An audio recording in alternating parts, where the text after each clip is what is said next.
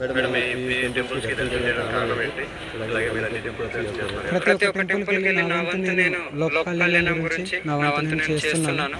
పెద్ద పెద్ద హోమాలు, యజ్ఞాలు కూడా జరుగుతున్నాయి. నైట్ 12కి మొదలై పొద్దున తెల్లవారుజామున 4 పెద్ద పెద్ద హోమాలు చేస్తున్నాను. లోక కళ్యాణం చేయాలనే సంకల్పంతోనే బయటకొచ్చాం. అదే చేస్తున్నాను, చేయబోతాను కూడా.